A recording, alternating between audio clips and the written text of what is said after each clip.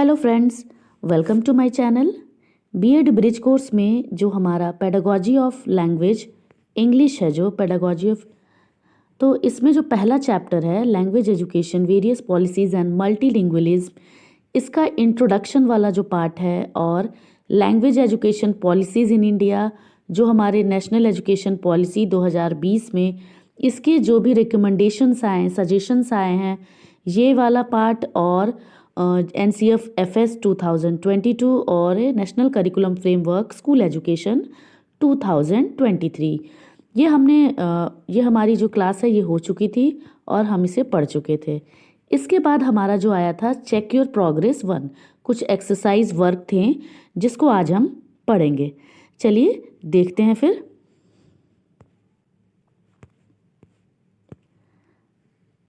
यहाँ पे जो हमारा ये चैप्टर है, इसमें जो हमारा चेक योर प्रोग्रेस 1 है, इसमें सबसे पहला जो है वो कौन सा है, फिल इन द ब्लैंक्स। तो फिल इन द ब्लैंक्स में पहला जो क्वेश्चन है ये देखेंगे क्या है।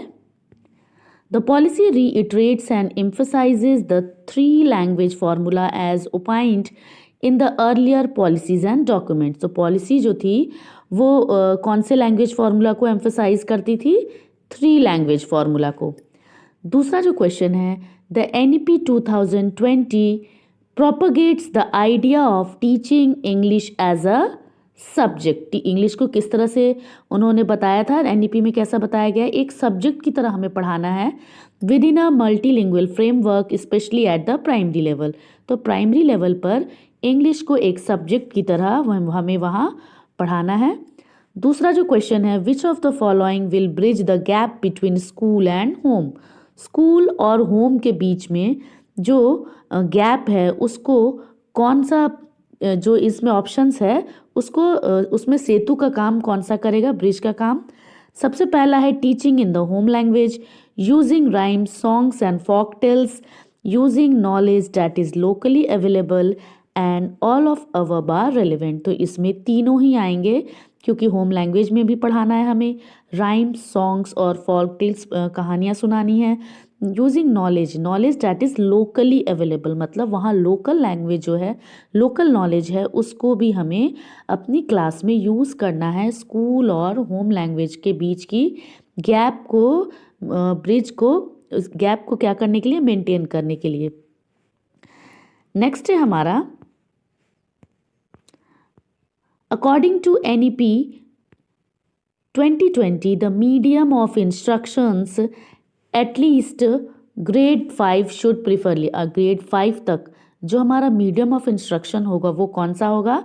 पहला ऑप्शन है इंग्लिश ओनली, दूसरा ऑप्शन है हिंदी और संस्कृत, और तीसरा है C number home language and mother tongue. तो आंसर हमारा क्या होगा, home language and mother tongue. चौथा जो क्वेश्चन है, in your opinion why is it important to teach children in their home language और मदर टंग। जैसा कि हमने पढ़ा था कि बच्चे को हमें होम लैंग्वेज में पढ़ाना है, ऐसा क्यों इम्पॉर्टेंट है, इसके बारे में यहाँ कुछ पॉइंट्स है जो हम देखने वाले हैं। It is important to teach children in their home language और mother tongue because of the following reasons. पहला रीज़न क्या है, children learn better and build stronger relationship when they are taught in their home language. जब हम बच्चे को home language में पढ़ाते हैं तो बच्चा जो है वो बेटर फील करता है, और टीचर और चिल्ड्रेन के बीच कैसे रिलेशन बनते हैं, स्ट्रॉन्गर रिलेशनशिप बनते हैं, और ईजीली वो लर्निंग जो है वो बेटर हो जाती है। Since children are comfortable with their home language, so they learn concepts most rapidly and deeply. जब भी हम होम लैंग्वेज में बच्चों को पढ़ाएंगे तो चिल्ड्रन जो है वो काफ़ी सहज महसूस करते हैं, जिसकी वजह से उनकी जो लर्निंग होती है वो मोस्ट रैपिडली यानी फास्ट होती है और डीपली होती है। थर्ड पॉइंट हमारा इसमें आएगा, it helps children to learn and acquire new languages in a joyful and stress free environment. अगर बच्चा कंफर्टेबल महसूस करता है तभी वो अपनी लर्निंग को आगे बढ़ा सकता है। जो हम उसे न्यू लैंग्वेज बताने जा रहे हैं, न्यू लैंग्वेज सिखाने आए हैं, वो भी ईजिली वो ग्रैस्प एक्वायर कर लेगा और एक इस जॉयफुल मैनर में और स्ट्रेस फ्री एनवायरनमेंट में। जो हमारा स्ट्रेस फ्री एनवायरनमेंट होगा उसमें जो बच्चा है, यानी वहाँ कोई बच्चे पे दबाव नहीं बनाना है और बच्चा जो है वो स्ट्रेस फ्री एनवायरनमेंट में बहुत जॉयफुल मैनर में सीखता है। Home language acts as a bridge between the home language and school language. जो हमारा होम लैंग्वेज है एक ब्रिज की तरह काम करता है। जो भी होम लैंग्वेज से बच्चों को स्कूल लैंग्वेज पे लाना है तो वहाँ पे होम लैंग्वेज जो है उसकी लर्निंग में एक ब्रिज का काम करता है, इसीलिए हमें होम लैंग्वेज में पढ़ाना है। Next, if teachers practice this approach, classroom transactions would become more meaningful, natural and joyful. Teachers अगर इस अप्रोच को क्लासरूम में प्रैक्टिस करते हैं तो ट्रांजैक्शंस, जो भी क्लासरूम ट्रांजैक्शंस होगी वो बहुत ही मीनिंगफुल, नेचुरल होगा और जॉयफुल हो जाएगा। नेक्स्ट आता है question number 5, what is the 3 language formula and what are the ways in which it can be applied. सबसे पहले देखेंगे 3 लैंग्वेज फार्मूला है क्या ये क्या सजेशंस इसके तहत है। It suggest that children should learn 3 languages in school but gives flexibility to the state in the choice of the language based on the regional and cultural needs. हमें बच्चे को 3 लैंग्वेज पढ़ाना है स्कूल में, लेकिन ये स्टेट के ऊपर फ्लेक्सिबिलिटी है, उस पर लचीलापन है कि आप स्टेट जो है अपने चॉइस के अकॉर्डिंग उनके स्टेट में किस तरह की रीजनल नीड्स है, रीजनल लैंग्वेज बोली जाती है और कल्चरल नीड्स है, उसके अकॉर्डिंग स्टेट को उन्होंने फ्री भी रखा है। और इट इज़ डिज़ाइंड, यानी नेशनल एजुकेशन पॉलिसी जो है इसने भी 3 लैंग्वेज फार्मूला को बहुत एम्फसाइज़ किया है, ताकि जिसकी वजह से क्या होगा, मल्टीलिंगुअलिज्म और नेशनल यूनिटी को फॉस्टर किया जा सकता है, मतलब बढ़ावा दिया जाता है। It emphasises teaching the mother tongue और रीजनल लैंग्वेज। मदर टंग और रीजनल लैंग्वेज को एम्फसाइज करता है अलॉन्ग विथ हिंदी और इंग्लिश के साथ, to balance linguistic diversity and regional identity. यानी जो विविधताएं हमारे लैंग्वेज में पाई जाती है हर सारे स्टेट्स में, उसको कहीं ना कहीं बैलेंस करने के लिए। The following are the ways in which it can be applied. अभी हमारा दूसरा जो पार्ट है कि 3 लैंग्वेज फार्मूला जो है इसको किस तरह से हम अप्लाई कर सकते हैं। तो सबसे पहले जो हम बात करें तो लैंग्वेज 1 जो हमारा है, जिसमें हमें मदर टंग और रीजनल लैंग्वेज पढ़ाना है बच्चों को। तो मदर टंग, होम लैंग्वेज और regional language is recommended as the medium of instruction until grade 5। Grade 5 तक तो हमें मीडियम ऑफ इंस्ट्रक्शन रखना ही है, प्रीफेबली टिल ग्रेड 8 के तहत and beyond. It ensures cultural grounding and local relevance, जिसकी वजह से वहाँ पे हम बच्चे के कल्चरल और लोकेलिटी के अकॉर्डिंग हम बच्चे को नॉलेज दे सकते हैं। दूसरा जो लैंग्वेज 2 हमारा हिंदी होगा या फिर कोई अदर मॉडर्न इंडियन लैंग्वेज होगा। तो इसके लिए भी 2 पॉइंट्स आते हैं, जैसे इन हिंदी स्पीकिंग स्टेट्स, जैसे कि हमारा उत्तर प्रदेश है, झारखंड है, तो यहाँ पर क्या है, इंग्लिश और अ मॉडर्न इंडियन लैंग्वेज, यहाँ पर हम इंग्लिश सेकेंड लैंग्वेज में रख सकते हैं या फिर कोई और मॉडर्न इंडियन लैंग्वेज। दूसरा हमारा है नॉन हिंदी स्पीकिंग स्टेट्स, जैसे हमारा तमिलनाडु, इस तरह के स्टेट्स में वहाँ पर जो लैंग्वेज 2 में हिंदी हो सकता है या फिर इंग्लिश हो सकता है। तो इस तरह से हम देखेंगे इट एनकरेजेस नेशनल इंटीग्रेशन, यानी यहाँ पर ये जो हमारा जो लैंग्वेज 2 है कहीं ना कहीं हमारे नेशनल इंटीग्रेशन को बढ़ावा देता है। लैंग्वेज 3 जो हमारी है वो इंग्लिश होनी चाहिए या फिर अदर फॉरेन लैंग्वेज। अलग से फिर से हम देखेंगे, इसमें 2 पॉइंट और है, जैसे कि हिंदी स्पीकिंग स्टेट से यहाँ पर इंग्लिश या फिर modern Indian language not studied as the second language. या तो आप अगर इंग्लिश आपने अगर लैंग्वेज 2 में ले लिया है तो आप कोई और अदर सेकेंड लैंग्वेज आप रखोगे, मॉडर्न इंडियन लैंग्वेज, इंग्लिश को छोड़कर।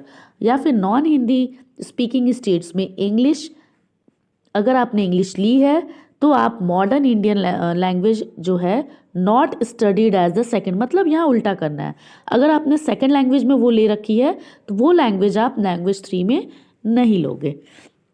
So it prepares the students for global opportunities. इस तरह से क्या होगा, ग्लोबल यानी इंटर कनेक्ट कर पाएगा बच्चा कहीं भी अपने एक स्टेट से दूसरे स्टेट में जब वो बच्चा जाएगा तो वो ईजिली अपने आप को कनेक्ट कर सकता है।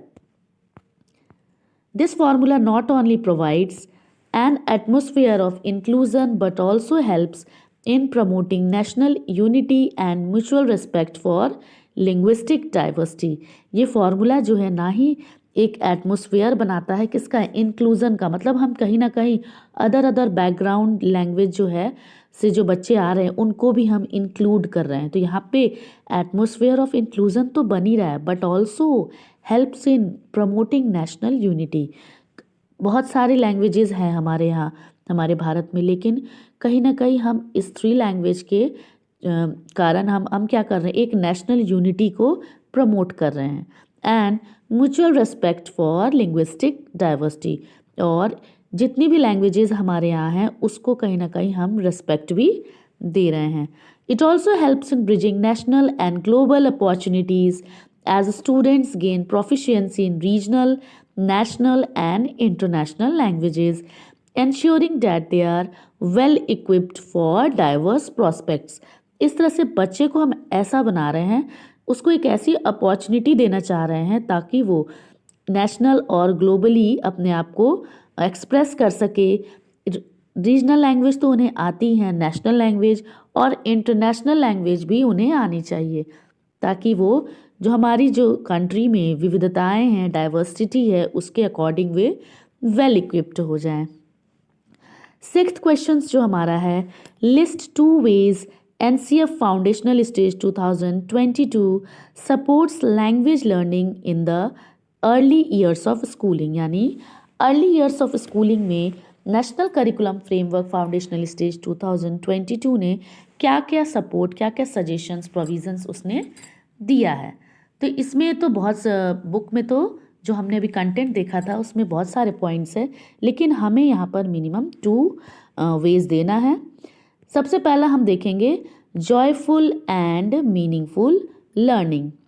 NCF foundational stage 2022 emphasized that early education should be accompanied by play and activity। Play और एक्टिविटी से हमें बच्चे को पढ़ाना है। This will give way to natural and joyful language acquisition among children. इससे क्या होगा, बच्चा जो है वो एक नेचुरली और जॉयफुल लैंग्वेज यानी अपने लैंग्वेज को वो क्या कर पाएगा, जॉयफुल तरीके से सीखेगा और they will learn from their experiences, और अपने एक्सपीरियंसेस से वो सीखेगा। Use of familiar language, again ये वही टॉपिक है जिसमें NEP ने भी कहा था कि हमें क्या करना है, फेमिलियर लैंग्वेज यानी बच्चा जो लैंग्वेज जानता है यानी उसके रीजनल लैंग्वेज को हमें यूज़ करना है। NCFFS encourages the use of a familiar language as a medium of communication and instruction। Familiar language को यूज़ करना है हमें मीडियम ऑफ कम्युनिकेशन के लिए। This creates an inclusive environment, इस तरह से हमें एक ऐसा समावेशी एनवायरनमेंट क्रिएट करना है जहाँ बच्चे जो हैं, children feel safe, valued and understood. बच्चा जो भी सीखेगा वो इजीली वो अंडरस्टूड हो पाएगा और अपने आप को सेफ महसूस करेगा। Since children learn concepts most rapidly and deeply in the language that they are comfortable with their home language। ये हम जानते हैं जब भी होम लैंग्वेज में बच्चे को अगर हम पढ़ाएंगे तो वो जो कॉन्सेप्ट्स जो पढ़ा रहे हैं हम, चिल्ड्रन जो है उसे काफ़ी रैपिडली यानी फास्टली और डीपली अपने अंदर वो एक्वायर कर पाते हैं। इसीलिए मीडियम ऑफ इंस्ट्रक्शन जो प्राइमरी लेवल पे है वो चाइल्ड के होम लैंग्वेज, मदर टंग और फेमिलियर लैंग्वेज में होना चाहिए। किस स्टेज में, अर्ली एजेस यानी फाउंडेशनल स्टेज में, अर्ली स्टेजेस ऑफ एजुकेशन में। तो इस तरह से आज हमने ये जो क्वेश्चन आंसर्स और जो कुछ एक्सरसाइजेज हैं चेक योर प्रोग्रेस 1, ये हमने आज देखा। और अगर आपको हमारी जो कंटेंट है जो हमने आज पढ़ा है, इसको अगर आपको ये अच्छी लगे तो आप मेरी वीडियो को शेयर करना और हमारे चैनल को सब्सक्राइब करना। चलिए नेक्स्ट वीडियो में हम न्यू कंटेंट के साथ मिलेंगे। तब तक के लिए बाय।